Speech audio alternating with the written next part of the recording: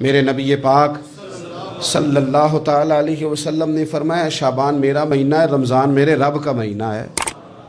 اتنی برکتوں والا مہینہ، اتنی شانوں والا مہینہ ماہ رمضان، آپ نے کچھ باتوں کا بڑا ہی خیال رکھنا ہے۔ ایک تو آپ نے کوشش کرنی ہے نمازیں ذوق کے ساتھ پڑھی جائیں، یعنی ایک ہے کہ اوہ ٹانگیں نہیں اٹھ رہی، اب تراویح کا ٹائم ہو، نہ اس میں کجی ہے، اس میں تھوڑا سا نا ذوق کی کمزوری ہے۔ اٹھنا ہے تو شوق سے اٹھنا ہے، بھاگ کے اٹھنا ہے۔ آپ نے مسجد کے ساتھ دلچسپی پیدا کرنی ہے، کوشش کرنی ہے مسجد کی صفائی بھی رمضان میں ہمارے ہی سے ہی آئے، اپنے اپنے علاقوں کی مساجد کی صفائی، نماز شوق سے پڑھنی ہے، شوق سے۔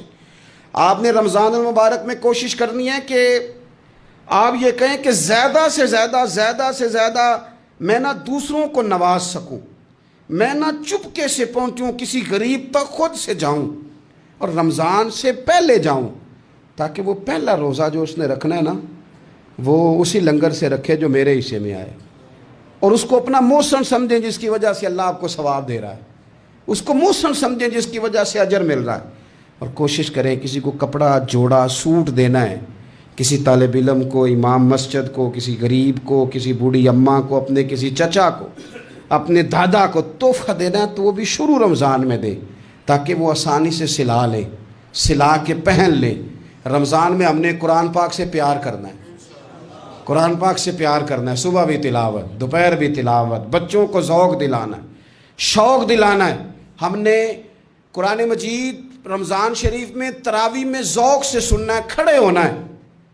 پھر رمضان المبارک کے اندر احساس ہم نے بہت زیادہ پیدا کرنا ہے، ہم نے دیکھنا ہے کہ میں کس جگہ میری ضرورت ہے، میں کس طرح کر کے کام آ سکتا ہوں، وہاں اپنی خدمات کو پیش کرنا ہے۔ پھر اس سے آگے آپ بڑھیں گے۔ رمضان شریف کے اندر سحری میں اٹھنا تو ہے نا جی، دہی لینے بھی جانا پڑتا ہے، دودھ لینے بھی کئی دفعہ جانا پڑتا ہے، تو اٹھنا تو ہے۔ تو ایسا نہ کریں کہ 10 منٹ پہلے اٹھیں، اٹھ کے پہلے تہجد کی نماز پڑھیں، وہ نماز جس کے بارے میں میرے نبی پاک علیہ السلام نے فرمایا جب بندہ تہجد کے لیے کھڑا ہوتا ہے تو رب اسے دیکھ کے مسکراتا ہے، جو اس کی شان کے لائق۔ باقی نمازوں پہ ثواب ہو رہا ہے، تہجد کے وقت اللہ مسکرا رہا ہے۔ اور حضور فرماتے ہیں اگر جوان آدمی تہجد کے لیے اٹھے تو رب فرشتوں کے سامنے فخر فرماتا ہے۔ تو تہجد کی نماز ہر روز موقع ہونا ہے، اٹھنا ہی اٹھنا ہے، شہری کے لیے تو اٹھنا ہی ہے، تو وہی وقت تہجد کا ہے، خوب تہجد کی نماز پڑھنی۔ ایک چیز آپ نے نا پورا رمضان استعمال نہیں کرنی، وہ غصہ ہے۔ سارے روزے نا، یعنی بالکل عین افطاری کے وقت بھی کوئی بندہ غلط بات، برداشت کون سی بات کرنی ہوتی ہے، صحیح کہ غلط؟ صحیح کو تو برداشت کرنے کی ضرورت ہی نہیں ہوتی، برداشت کرنی غلط بات ہوتی ہے، اس کو سہنا ہے، اسے کہنا یار روزے ہیں، رب کی رحمت برس رہی ہے، جا میں نے تجھے اللہ کی رضا کے لیے معاف کیا۔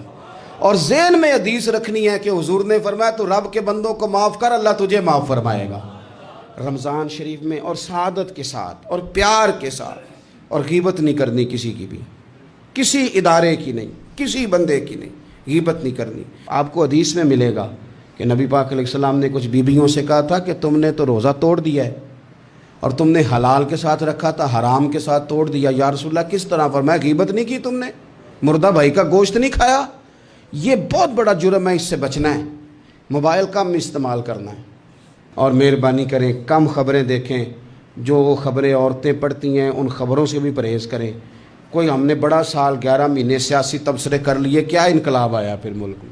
تو رمضان کا مہینہ سیاسی تبصرے رہنے دیں، زیادہ وقت مسجد میں گزاریں، زیادہ وقت اللہ کے گھر میں گزاریں، زیادہ ٹائم آپ تلاوت قرآن پاک میں، استغفار میں، درود شریف میں گزاریں، ایک دوسرے کے ساتھ پیار کریں، ایک دوسرے کے کام آئیں۔ اے خالق کائنات، آئندہ جمعہ رمضان میں آنے والا ہے، اللہ امت کی خیر فرمانا، کشمیر کے مظلوموں کی خیر کرنا، برما کے مجبوروں کی خیر کرنا۔ پاکستان تیرے نبی پاک علیہ السلام کے نام پر، کلمے کے نام پر بنایا گیا وطن ہے، اللہ اس میں دین کا جھنڈا نافذ فرما دے، اس وطن عزیز کو قیامت کی صبح تک قائم فرمانا، اور اللہ ہم سب کو بھائی چارے سے، پیار سے، محبت سے، ایک دوسرے کے احساس میں زندہ رکھنا۔ اس ماہ مقدس میں تو جن لوگوں کو معاف کرے گا ہم سب کے نام بھی اس میں شامل فرما۔